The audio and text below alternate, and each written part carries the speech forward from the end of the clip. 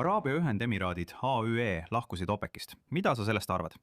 Ma arvan, et see on suurepärane. Nii et 1. mail 2026 lahkusid Araabia Ühendemiraadid ametlikult OPEC-ist pärast 59 aastat liikmelisust. See on tohutu uudis.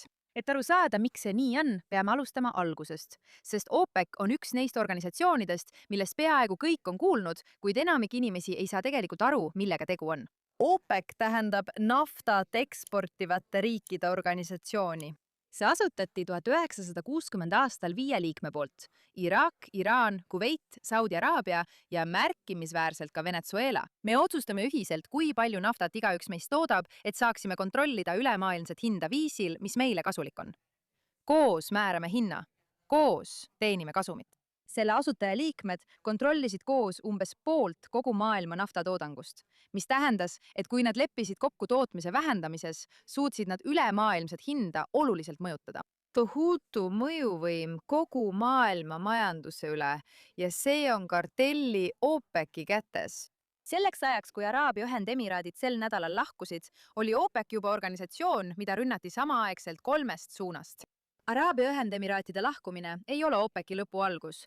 See võib olla lihtsalt lõpulõpp. USA, Araabia Ühendemiraadid ja Maduro järgne Venezuela moodustavad koos naftatootmise ja reservibaasi, mis hakkab ületama kõike seda, mida OPEC-i alles jäänud liikmed suudavad kokku panna. See erimeelsus on osaliselt põhjus, miks Araabia Ühendemiraadid lahkuvad pärast 59 aastat, sest see suhe on juba väga pikka aega olnud üha ebamugavam.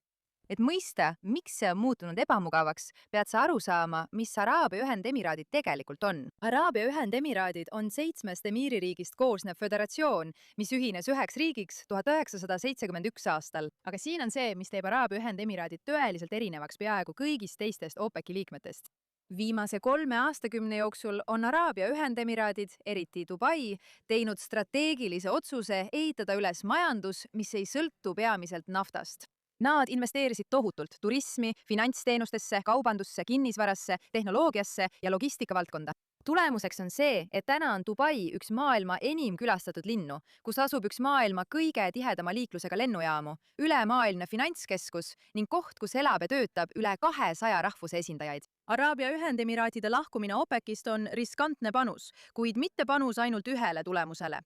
See on panus sellele, et Iraani kontroll Hormuzi väina üle saab läbi. Hetkel, kui see oht kaob, taastub kaubalaevandus, kindlustuskulud normaliseeruvad ja Hormuzi koridor avatakse uuesti. Sellises olukorras on Araabia Ühendemiraadid valmis kohe turgu naftaga üle ujutama. Araabia Ühendemiraadid on astunud samme.